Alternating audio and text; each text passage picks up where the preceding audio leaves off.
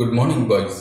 Today we are going to learn the supplementary reading Jim Corbett, A Hunted Tan Natural. The name of the supplementary reading is Jim Corbett, A Hunted Tan Naturalist. Jim Corbett is the name of the character. The name of the character is Jim Corbett. A hunter. You know the meaning for hunter. One who hunts any animal is called as hunter. Okay. A hunter turned naturalist. One who take care of nature is called naturalist. Okay. You know the definition for hunter and naturalist. வணக்கம் மாணவர்களே, இன்றைக்காக நாம் படிக்க போகும் பாடத்தின் தலைப்பு Jim Corbett a hunter and naturalist. Jim Corbett அப்படிங்கிறது அந்த கேரக்டரோட நேம். ஏன் ஹண்டர் அப்படின்னா வேட்டையாடுவாங்கள்ல, ஹண்டர் வேட்டைக்காரன் அப்படின்னு சொல்லுவோம்னா ஹண்டர். டேன்னா திரும்புகிறோம். நேச்சுரலிஸ்ட் எவ்வாறாக மாறுகிறார்? ஒரு இயற்கை ஆர்வலராக மாறுகிறார். ஒரு வேட்டைக்காரர் எப்படி அவரோட லைஃப் சேஞ்ச் பாருங்க. டேன் டு நேச்சுரலிஸ்ட், ஒரு இயற்கை ஆர்வலராக மாறுகிறார். Today we are going to learn the story. Turn to page number 58 in your book. Page number 58. Edward James Corbett, popularly known as Jim Corbett, was a British wildlife photographer, hunter, tracker, naturalist and writer. He has hunted a number of man-eating tigers and leopards in India. He had a lot of experience with tigers and other wild animals to shoot with his cinefilm camera. Corbett always preferred to hunt alone and on foot. He often hunted with Robin, his dog. Though he was an expert hunter, he admired wildlife. He did not like to kill wild animals for pleasure or sport, but he did not hesitate to kill man-eating tigers or leopards. He hunted these animals only to help people and only at the request of the government. He took no joy from the kill. He often said that not against the law of nature, but against the laws of human. Edward James Corbett, Jim Corbett அப்படின்னு பார்த்தோம்னா popularly known as Jim Corbett. அவரோட original name என்ன? Edward James Corbett. Was a British wild life photographer. அவரோட career எப்படி இருக்குன்னு பாருங்க. British wild life. He is not an Indian, he is a British man. British wild life photographer. அவர் என்ன பண்ணுறாரு? Wild life அப்படின்னா நம்ம காடுகள் இருக்கலாம், காடுகளுக்குள்ளாக வசிக்கக்கூடிய மிருகங்கள், பூச்சிகள், அங்கே இருக்கக்கூடிய இயற்கை அவங்க என்ன பண்ணுவாங்க? படம் எடுப்பாங்க. That is call wild life photographer. Hunter வேட்டையாடுவார். ட்ராக்கர் நேச்சுரலிஸ்ட், ட்ராக்கிங் எங்கேயா ட்ராக் பண்ணுறது. அண்ட் நேச்சுரலிஸ்ட் இயற்கையை பற்றி ரொம்ப ஆழ்வார். And writer, and also he writes many book. Writer. He has hunted a number of man-eating tigers and leopards in India. அவர் நிறைய என்ன பண்ணியிருக்காரு? டைகர்ஸ். இப்போ டைகர்ஸ்லாம் நம்ம விரல் விட்டு எனக்கு எண்ணக்கூடிய அளவில் ரொம்ப குறைந்து விட்டது. ஆனால் அப்போ டைகர்ஸ் இந்தியாவில் ஏன்னா ஃபுல்லாக காடு, மக்கள் தொகை இந்த அளவுக்கு கிடையாது. அதனால் காடுகள் நிறையா இருந்தது. இன்றைக்கி மக்கள் என்ன பண்ணுறோம்? காடுகளை அழித்து கொண்டு நம்ம நகரத்தை உருவாக்கி கொண்டிருக்கோம். அதனால் அதில் வசிக்கக்கூடிய மிருகங்கள்லாம் கொஞ்சம் கொஞ்சமாக அழிந்து கொண்டே வருகிறது. எக்ஸ்டிங்க்ட் அனிமலாக மாறிட்டு இருக்குது இன்றைக்கி டைகர். இன்றைக்கி சேவ் டைகர் அப்படின்னு நம்ம கவர்மெண்ட்டே நம்ம என்ன பண்ணுறோம்? ரொம்ப அவேர்னஸ் க்ரியேட் பண்ணிகிட்டு இருக்கோம். Okay. Once upon a time, before our independence, he has hunted a number of man-eating tigers. What is the difference between the tiger and man-eating tiger? டைகருக்கும் மேன்-ஈட்டிங் டைகருக்கும் என்ன டிஃப்ரெண்ட் இருக்குது? டைகர் வேணும், டைகர்னாலே புலி அப்படின்னு நமக்கு தெரியும், காடுகளில் வசிக்க விடுது. மேன்-ஈட்டிங் டைகர் அப்படின்றது என்னன்னு பார்த்தீங்க அப்படின்னா, மேன்-ஈட்டிங் டைகர் மனிதனை மட்டும் உணவாக உண்ணக்கூடிய புலிகளை மேன்-ஈட்டிங் டைகர் என்று and other wild animals to serve. Right. Here, what happened? He hunted a number of man-eating tigers and leopards. Leopards தான் தெரியுமா? சிறுத்தைகள். இந்தியாவில் நம்ம அடிக்கடி பார்க்கக்கூடியது சிறுத்தை. புலிகள் வந்து இப்போ அழியும் தருவாயில் இருக்குன்னு நம்ம சொல்லிட்டு இருந்தோம். He had a lot of experience with tigers and other wild animals to suit with his cine film camera. Already நம்ம பார்த்தோம். He was a wildlife photographer. அதனால் எப்பவும் கேமரா இருக்குது, சினி ஃபிலிம் இருக்கக்கூடிய கேமரா என்ன பண்ணியிருக்காரு, கையில் வச்சுருக்காரு. அவர் என்ன பண்ணுறாரு, போய் எல்லா அனிமல்ஸு வைல்டு லைஃப்பை பற்றி என்ன பண்ணுறாரு, ஒரு ஃபோட்டோஸ்க்கு வந்து இவர் எப்போவுமே ஃபோட்டோ மேக் பண்ணுற ஒரு ஆள். சரியா, இப்போ அவர் வந்து hunter. Also he was a hunter. நிறைய வைல்டு அனிமல் என்ன பண்ணியிருக்காரு, அவர் தன்னுடைய கேமராவில் படம் எடுத்திருக்காரு. Corbett always preferred to hunt alone and on foot. இவர் எப்போவுமே எதுக்கு ப்ரிஃபரன்ஸ் கொடுப்பார் அப்படின்னா, தனியாக சென்று வேட்டையாடுவதற்கு. Hunt alone and on foot. On foot அப்படின்னா நடந்தே சென்று வேட்டையாடக்கூடிய ஒரு பழக்கமுடையவர். He often hunted with Robin, his dog. The second character name is Robin. First one is Jim Corbett, also known as Edward James Corbett. சரி, Jim Corbett and the second character Robin. Robin யார் அப்படின்னு பார்த்தீங்கன்னா அவருடைய talk. Though he was an expert hunter, he admired wildlife. He was an expert hunter. அவர் ஹண்டரில் ரொம்ப ஆர்வம் உள்ளவர், ரொம்ப எக்ஸ்பர்ட்டாக என்ன பண்ணுறாரு, இருக்காரு. He admired wildlife. ஆனால் அவர் இந்த காட்டு வாழ்க்கை வைல்டு லைஃப், காடுகளுக்குள்ள நிறைய மிருகங்கள் இருக்குது, அதோட வாழ்க்கை முறைகள் இருக்குது. அந்த காட்டுக்குள்ளே போனாலே நமக்கு தெரியும் difference between the city and the wild forest. மனிதர்கள் வசிக்கக்கூடிய நகரங்களுக்கும் மிருகங்கள் வாழக்கூடிய காடுகளுக்கும் வித்தியாசங்கள் நமக்கு தெரியும். நம்ம காட்டுக்குள்ளே போயாச்சுன்னா we can feel the nature. இயற்கையை எங்கே உணர முடியும் அப்படின்னு பார்த்தீங்கன்னா நம்ம கண்டிப்பாக காடுகளில் உணர முடியும். இங்கே நம்ம சிட்டி சைட்லாம் பார்த்திங்க அப்படின்னா ஒரே இறைச்சல், பொல்யூஷன், எல்லாமே எதுவுமே நான் கிளீனினஸ், டிசீஸ், இது எல்லாமே இருக்குது. But nature gives gift to us forest.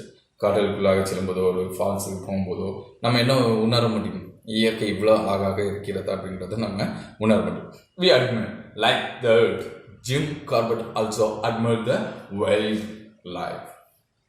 He did not like to kill wild animals for pleasure or sport. அவருக்கு வைல்ட் அனிமல்ஸ், காட்டு விலங்குகளை ஒரு மன திருப்திக்காக, ஒரு மன சந்தோஷத்துக்காக வேட்டையாடுவது என்பது சுத்தமாக பிடிக்காது. But he did not hesitate to kill man-eating tigers or leopards. But he did not hesitate. Hesitate meaning உங்கள் புக்கில் பாருங்கள், பேஜ் நம்பர் 60ல். Pause before saying or doing something. ஒரு சின்ன பாஸ், ஒரு சின்ன கேப் உள்ளது. He did not. அப்படிங்கிறது நெகட்டிவ் வேர்ட். ஆனால் இவர் எந்த ஒரு இடைவெளியும் யோசிக்கவே மாட்டாங்க அப்படின்னு சொல்லணும்னா, அவர் அதை கேள்விப்பட்டார்னா சற்று கூட யோசிக்க மாட்டாங்க. He did not hesitate to kill man-eating tigers or leopards. மனிதர்களை உணவாக சாப்பிடக்கூடிய டைகர்ஸ் ஆர் லெப்பர்ட்ஸை பற்றி கேள்விப்பட்டால் இவர் அதை வேட்டையாடுறதுக்கு சற்றும் தயங்க மாட்டார்.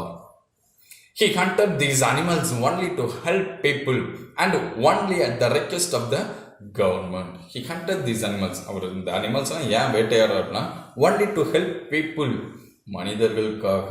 ஏன்னா மனிதர்களை சாப்பிடுது, அது மனிதர்களை சாப்பிடாம அதை என்ன பண்ணணும், வேட்டையாடினா தான் மனிதர்களை காப்பாற்றணும். And only at the request of the government. அரசாங்கமே அவர்கிட்ட என்ன பண்ணுகிறது, ரெக்வெஸ்ட் வைக்காங்க. இந்த மாதிரி இந்த டைகர் ஆர் லெப்பர்டு வந்து என்ன பண்ணுது, இந்த ஏரியாவில் இருக்கக்கூடிய மக்களுக்கு ரொம்ப அச்சுறுத்தலாக இருக்கிறது, அதனால் இதை என்ன பண்ணணும், ஹண்ட் பண்ணணும் அப்படின்னு கவர்மெண்ட் அவரை ரெக்வெஸ்ட் பண்ணுனா he is ready to hunt the animal. He took no joy from the kill. அவருக்கு அதை ஹண்ட் பண்ணுறதுனால ஒரு மகிழ்ச்சி கிடையாது. முந்திலாம் பார்த்திங்கன்னா நம்ம கதைகளில் படிப்போம், ராஜா என்ன பண்ணுவார், வேட்டைக்கு செல்கிறார் அப்படின்ட்டு அவர் கூட ஒரு பெரிய கூட்டமே போவாங்க வேட்டை. அது வந்து அவருக்கு ஒரு ப்ளஸர், ஒரு சந்தோஷம் கொடுக்கும். பட் ஹியர் அவர் Jim Corbett took no joy from the kill. அவருக்கு எந்த ஒரு மகிழ்ச்சியுமே கிடையாது. He often said that not against the law of nature but against the laws of human. He often said, அடிக்கடி சொல்லுவார், that not against the laws of nature, இயற்கையின் விதிக்கு முரணாக நான் செயல்படல, but against the laws of human, ஆனால் மனிதனின் சட்டங்களுக்கு மீறி, against the laws of human. அந்த டைகர் ஆர் லெப்பர்டு வந்து எப்போ மனிதனுக்கு எதிராக திரும்புகிறதோ அப்போ இவர் என்ன பண்ணுவார், அதை வேட்டையாடுவதற்கு சற்றும் தயங்க மாட்டார். You can see the picture. And that is the picture depict the hunt. There is the dog, the character Robin, and some Indian backside, some elephants. Okay. According to his theory, a tiger starts eating humans when they grow old or get fat, as they cannot run fast.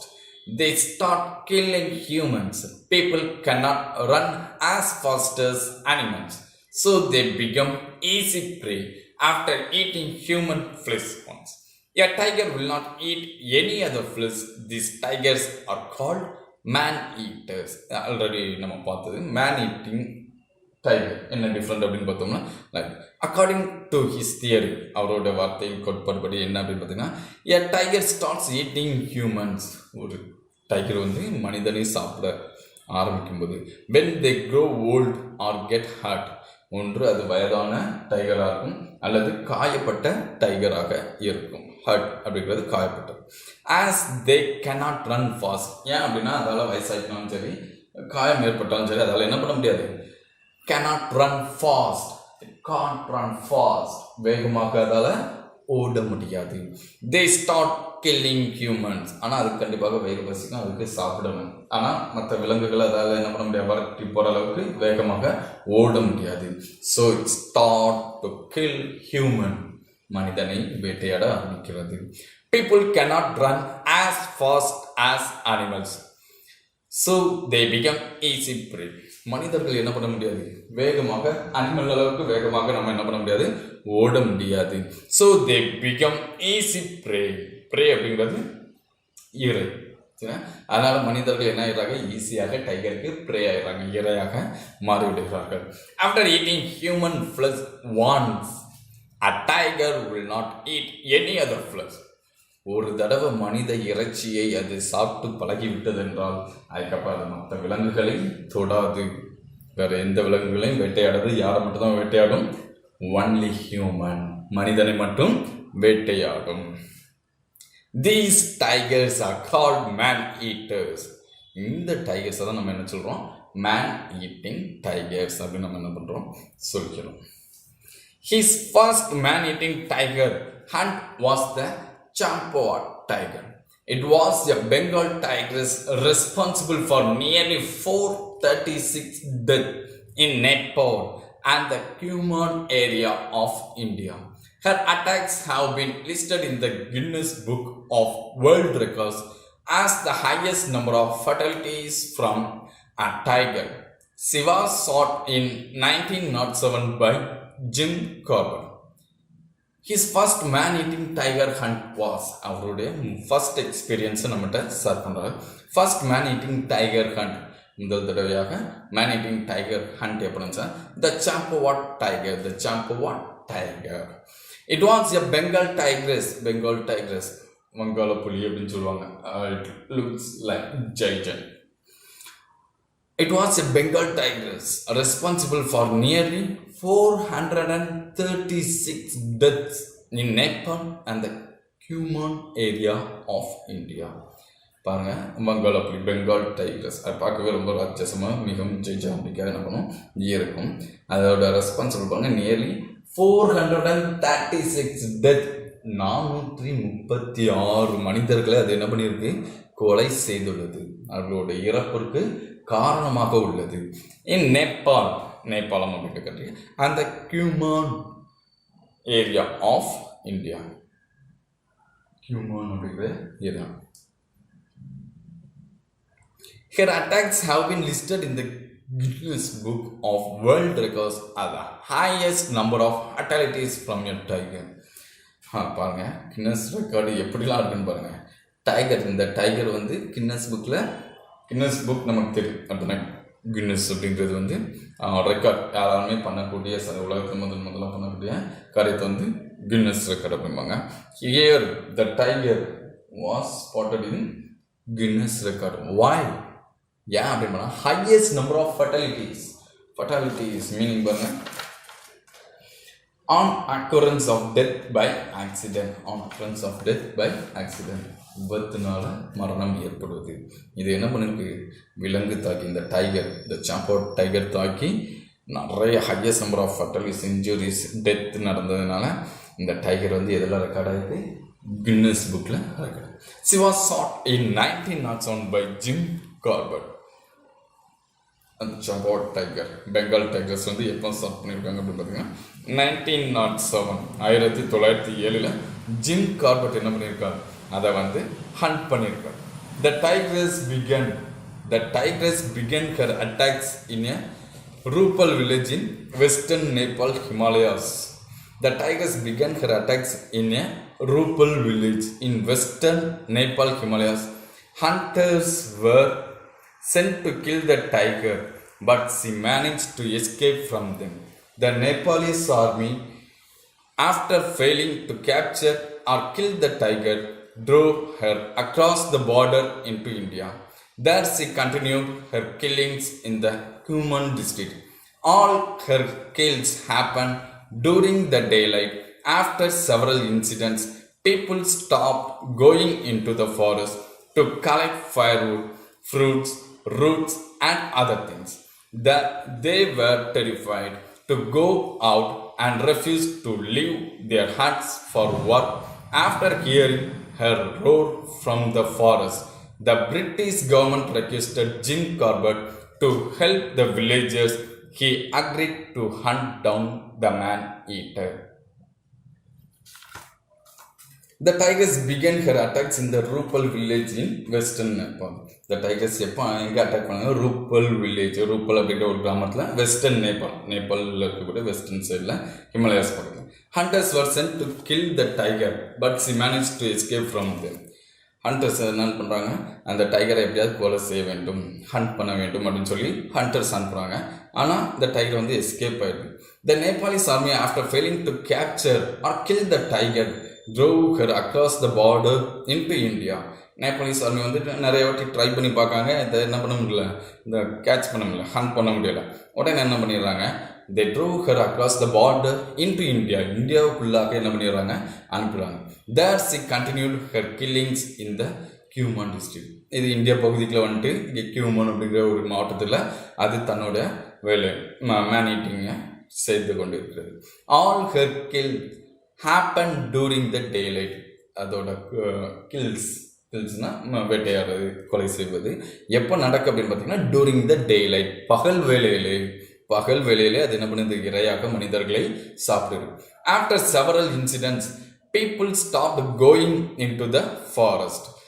இது ரொம்ப அடிக்கடி இந்த incident நடக்கிறதுனால மக்கள் வந்து பயப்பட ஆரம்பிச்சிட்டாங்க, காட்டுக்குள்ளாக செல்றதுக்கு பயப்படுறாங்க. ஏன் அப்படின்னா stop going to the forest to collect fire, வீட்டுக்கு தேவையான விறகு எடுக்க, ஃப்ரூட்ஸ் பழங்கள் பறிக்க, ரூட்ஸ் அண்ட் அதர் திங்ஸ். அங்கே இந்த விறகுகள்லாம் பறக்கிட்டு வர்றதுக்கு போகிறவங்க பயப்பட ஆரம்பிச்சிட்டாங்க, காட்டுக்குள்ளே போனால் நமக்கு டைகர் வந்து டேஞ்சராக இருக்குது. They were terrified to go out and refused to leave their huts for work after hearing her roar from the forest. They were terrified, ரொம்ப பயம், நடுக்கம், டு கோ அவுட், வெளியே செல்வதற்கு, and refuse to leave their huts, அவங்க தங்களுடைய குடிசையிலேருந்து வெளியே வர்றதுக்கு மிகவும் பயப்படுறாங்க. ஃபார் ஒர்க், வேலைக்காக கூட வரவங்களை வீட்டுக்குள்ளேயே முடங்கி இருக்கிறார்கள். Hearing her roar from the forest, ஏன் காட்டுக்குள்ளே வந்து இந்த டைகரோட ரோரிங் சவுண்டு, புலி ஒரு முதல் சவுண்டை கேட்டோன்னு என்ன பண்ணுது, வீட்டை விட்டு யாருமே வழி முடியும். The British government requested Jim Corbett to help the villagers. உடனே பிரிட்டிஷ் கவர்மெண்ட் என்ன பண்ணுறாங்க, ஜிம் கார்பெட்டை இந்த வில்லேஜர்ஸ்க்கு, இந்த கிராம மக்களுக்கு ஹெல்ப் பண்ணுங்க அப்படின்னு சொல்லி பண்ணுறாங்க. He agreed to hunt down the man-eater. He agreed to hunt down the man-eater. ஒன்று என்ன பண்ணுறாரு, இவர் வந்து அக்ரி பண்ணுறாரு, நான் வந்து வர்றேன், இந்த டைகரை கில் பண்ணுறதுக்கு நான் வர்றேன் அப்படின்னு சொல்லி அக்ரி பண்ணுறாரு. He camped in the Kuman district and started tracking the tigers. He moved around the villages and restricted the activities of the man-eater. After several unsuccessful attempts, Corbett managed to kill the tiger when it killed a 16-year-old girl in the village near Champor and left a trail of blood which Corbett followed. After a whole day of pursuit, Corbett had to abandon the hunt, decided to use villagers and to organize a bait the next day near the Champa River. With the help of the Tahsildar of Champawat, the bait was organized with about 300 villagers. The next day, Corbett saw the tigers dead near the Chata Bridge in Champawat. A cement board was erected marking the place where the tigress was finally brought down. He camped in the human district. இவர் agri பண்ணிட்டார், நான் வந்து இந்த டைகரை hunt பண்ணுறதுக்கு ரெடியாக இருக்கேன் அப்படின்னு சொல்லி அக்ரி பண்ணிட்டாரு. ஹி கேம்ப்னா அங்கே ஒரு கூடாரம் வந்து தங்க ஆரம்பிக்கிறார். And started tracking the tigers. அந்த புலிஸ் என்ற இடத்தெல்லாம் இவர் ட்ராக், ஆல்ரெடி நம்ம பார்த்தா ட்ராக் அதாவது ஒரு யானை சொன்னால் அந்த வழித்தடத்திலேயே போய் பார்க்கும்.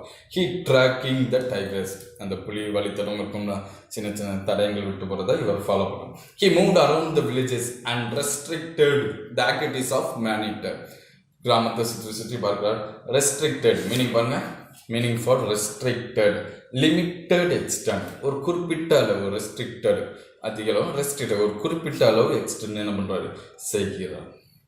த ஆக்டிவிட்டிஸ் ஆஃப் மேன் ஈட்டர். அதுக்காக இவ்வளோ நாள் கிராமத்தில் அட்டகாசம் பண்ணிட்டு இருந்தது ஒரு சுருங்கின ஒரு வளையத்துக்குள்ள அவர் என்ன பண்ணுறாரு கொண்டு வருகிறார். ஆஃப்டர் செவரல் அன்சக்சஸ்ஃபுல் அட்டம்ப்ட்ஸ், நிறைய வாட்டி அன்சக்சஸ்ஃபுல்லாகுது, டைகரை பார்க்கறது ஹண்ட் பண்ணுறது அன்சக்சஸ்ஃபுல்லாகுது. Corbett managed to kill the tiger when it killed a 16-year-old girl in the village near Champawat. நிறைய அன்சக்சஸ்ஃபுல் அட்டம் பார்த்து இருந்தாலும் மேனேஜ் பண்ணி அவர் டைகரை கில் பண்ணுறாரு. எப்போ அப்படின்னு பார்த்தீங்கன்னா ஒரு 16 வயது இளம் பெண்ணை அது வந்து கொன்று விட்டு போகுது. எங்கே அப்படின்னா சாம்பவட் அப்படிங்கிற கிராமத்துக்கு அருகில். Left a trail of blood which Corbett followed. புள்ளி இழுத்துட்டு போகுது அப்படின்னு சொல்லுவாங்களா, அந்த பெண்ணின் ரத்தம் என்ன பண்ணியிருக்கு, அது போகிற பாதையிலலாம் படிஞ்சிருக்கு. அதை இந்த நம்ம ஜிம் கார்பட் என்ன பண்ணுறாரு ஃபாலோ பண்ணி போகிறோம். After a whole day of pursuit அப்படின்னா சர்ச். உங்களுக்கு புக்கில் கொடுத்துருக்காங்க, கலர் சேஞ்ச் பண்ணாமல் இருக்குது, பிளாக் கலருக்கு சர்ச். சரியா, ஒரு நாள் முழுவதும் அவர் தேடி இருக்கார். Corbett had to abandon the hunt, decided to use villagers and to organize a bait the next day near the Champa River. இந்த ஒரு நாள் ஃபுல்லாக தேடி கண்டுபிடிச்சி இந்த இடத்துல லொக்கேட் பண்ணுறாரு. ஒன்று என்ன பண்ணுறாரு, டிசைடட் டு யூஸ் வில்லேஜஸ், அந்த கிராம மக்களை யூஸ் பண்ணணும் அப்படின்னு டிசைட் பண்ணுறாரு. And to organise a beat the next day near the Champa river. Organise a beat அப்படின்னா எப்படி சொல்கிறோம், நம்ம அந்த வீட்டில் எலி பிடிக்கிறதுக்கு ஒரு கூடு வச்சுருப்பாங்க, அதில் பார்த்திங்கன்னா தேங்காய் என்ன பண்ணுவாங்க மாட்டி வைப்பாங்க, தட் இஸ் பெயிட். சரி, ஒரு சிறிய துண்டு தேங்காய் வச்சு அதை எலியை பிடிக்கிறதுக்காக என்ன பண்ணியிருப்பாங்க வைக்கலாம். அந்த தேங்காய் ஒரு மாற்றம் பார்த்திங்களா, அதுதான் பெயிட் அப்படின்னு நம்ம சொல்கிறது. மீன் பிடிக்கிறதுக்கு நம்ம எப்படி தூண்டில் ஒரு மண்புழுவை மாட்டி விடுறோம்ல, தட் இஸ் ஆல்சோ பெயிட். சரி, இறையை பிடிக்க அந்த விலங்கை பிடிக்கிறதுக்கு ஒரு இறையை நாமளே வைக்கிறது தான் paid. Here also he make a bait the next day near the Champa River. Champa River பக்கத்தில் என்ன பண்ணுறாரு, இவர் ஒரு பைட் வச்சு வெயிட் பண்ணார்.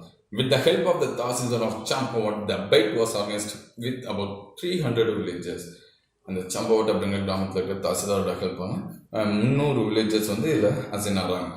The next day Corbett saw the tigers dead near the Chata Bridge in Champawat. அடுத்த நாள் இவர் வந்து என்ன பண்ணுறாரு, அந்த டைகர்ஸை ஸ்டார்ட் பண்ணுறாரு. சாட்டா பிரிட்ஜ் பக்கம் சம்பவத்தில் இறந்துருது. A cement board was erected marking the place where the tigress was finally brought down. ஒரு சிமெண்ட் போர்டு வாஸ் எரெக்டட், அதில் ஒரு சிமெண்ட் போர்டு இன்றைக்கும் வச்சுருக்காங்க. The tigress was finally brought down. அது எந்த இடத்துல கடைசியாக இறந்ததோ அந்த இடத்துல cement board. A postmortem on the tigress showed the upper and lower canine teeth on the right side of her mouth were broken.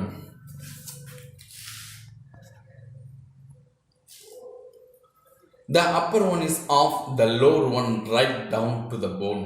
This injury was a result of an old gunshot from a game hunter who failed to track and kill it. According to Corbett, probably this injury prevented her from hunting her natural prey and hence she started to hunt humans. A postmortem on the tiger's sword.